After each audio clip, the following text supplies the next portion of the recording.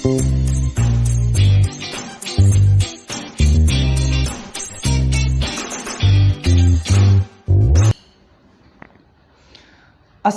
warahmatullahi wabarakatuh. Selamat pagi semuanya. Salam sehat, salam sejahtera untuk kita semua. Nah, pagi ini kembali lagi di sini dengan saya Muslim dalam acara Berdelapan, berita pukul 8 pada hari ini Selasa tanggal 13 Juli 2021. Nah, untuk mengawali berita pertama kita, langsung saja kita kutip dari Detik News. Itu tentang MUI Sumbar keluarkan maklumat tolak aturan PPKM darurat. Pemerintah telah menetapkan beberapa kabupaten dan kota di Sumatera Barat berstatus PPKM darurat. Majelis Ulama Indonesia atau MUI Sumbar mengeluarkan maklumat taujihad dan tausiah yang menolak status tersebut, khususnya soal larangan ibadah berjamaah di tempat ibadah.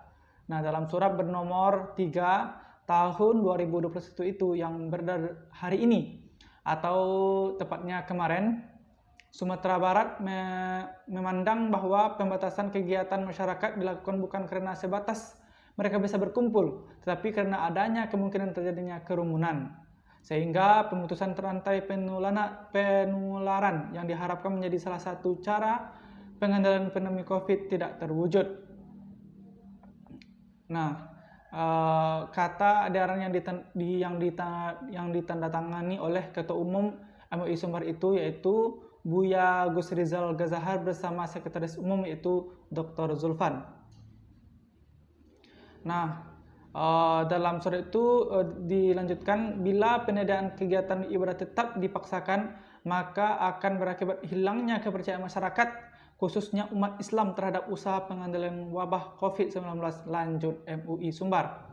MUI Sumbar memandang kegiatan ibadah kaum muslimin sangat tidak pantas dipandang sebagai penghalang penanggulangan COVID-19.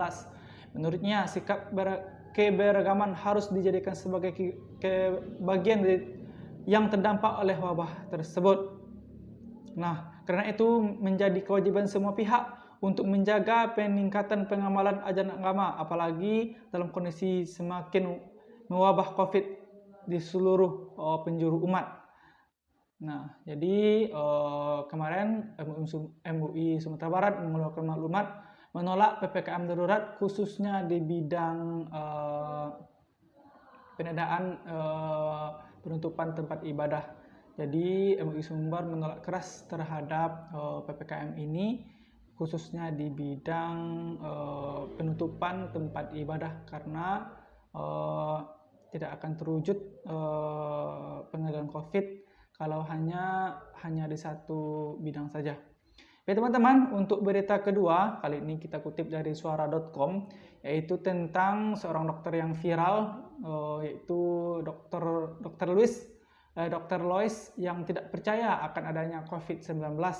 Nah, beberkan alasan Dr. Lois ditangkap, Polri berkata buat onar dan halangi penanggulangan wabah COVID-19. Direktorat Reserse Kriminal Khusus Polda Metro Jaya menangkap Dr. Lois lantaran diduga telah menyebarkan berita bohong atau hoax hingga menimbulkan keonaran. Selain itu, Dr. Lois juga disebut telah menghalang-halangi penanggulangan wabah COVID-19. Kepala Bagian Penerangan Umum Divisi Humas Mabes Polri, Kombes Pol Ahmad Ramadan, mengatakan hal itu merujuk pada pernyataan Dr. Lois yang tersebar di platform media sosial. Dalam pernyataannya itu, Dr. Lois tidak percaya COVID-19 dan menyebut kematian korban disebabkan oleh interaksi obat. Nah, di Ramadan menyebut pernyataan Dr. Lois yang dituding membuat keonaran dan menghalang-halangi penanggulangan wabah itu tersebar di 3 platform media sosial. Seluruh unggahan itu kekinian telah diamankan sebagai barang bukti. Nah, Dr. Lois ditangkap di apartemen Rasuna Said, Kuningan, Jakarta Selatan, yaitu di kediamannya, di apartemennya. Kasus ini kekinian telah diambil alih oleh Mabes Polri. Nah, jadi itu teman-teman, tentang seorang dokter yang tidak mempercayai adanya COVID-19. Dia mengatakan banyaknya korban meninggal saat ini adalah yaitu karena ada interaksi obat. Jadi Polri langsung bertindak tegas dan menangkap Dr. Lois karena dianggap menyebabkan keonaran dan menghalang-halangi untuk mengatasi COVID-19. Baik teman-teman, untuk berita ketiga, kini kita kembali ke dunia kesehatan. Kita kutip dari kumparan.com, itu tentang candu kafein, yaitu manipulasi otak dan kelelahan tubuh. Sahabat, pasti tidak asing lagi dengan kafein, bukan? Kafein banyak ditemukan pada minuman yang seperti kopi, teh, coklat. Tetapi apakah kamu tahu kalau kafein yang dikonsumsi secara terus-menerus memberikan dampak buruk bagi kesehatan? Simak penjelasan berikut ini mengenai dampak dari kafein. Yang pertama yaitu kafein memanipulasi otak. Nah, ini dampak pertama. Kamu pasti pernah kan merasa susah tidur sebelum kamu ngopi. Nah, dan setelah kamu mengopi, kamu akan merasakan susah tidur. Nah, kondisi tersebut normal terjadi karena tubuh kita menerima kafein.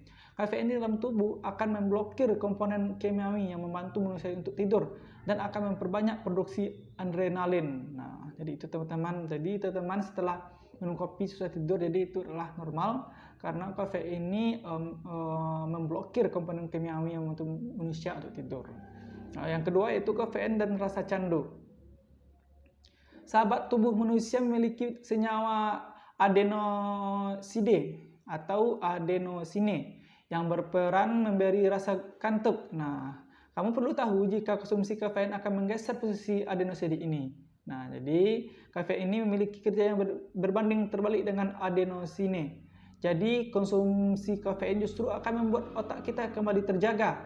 Lantas bagaimana kafein bisa menyebabkan candu? Nah, konsumsi kafein berlebih akan menyebabkan otak menghasilkan adenosine lebih banyak lagi, sehingga tubuh membutuhkan jumlah kafein yang makin banyak pula.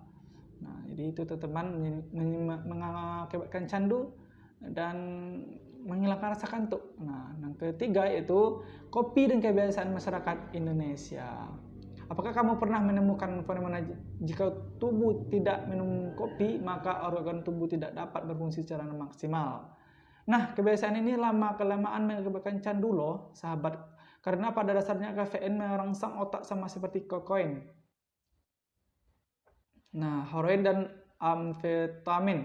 Oleh sebab itu, kafein dapat diklasifikasikan menjadi zat aditif meskipun efeknya lebih ringan dibandingkan obat-obatan lainnya. Jadi kafein ini bisa diklasifikasikan kepada zat adiktif walaupun dampaknya sangat ringan dari obat-obatan lainnya. Nah, baik teman-teman, mungkin itu berita pada pagi hari ini. Semoga bermanfaat untuk kita semua. Kembali lagi, saya mendoakan kepada kita semua agar selalu sehat, diberikan kesehatan, dilancarkan kegiatannya. Dan kita harus dibarengi juga dengan usaha, yaitu selalu meningkatkan protokol kesehatannya karena kita masih dalam wabah COVID-19 dan cuaca yang juga tidak menentu, ya kadang panas, terik, dan kadang hujan lebat. Jadi akan membuat tubuh kita akan menjadi down atau sejenisnya.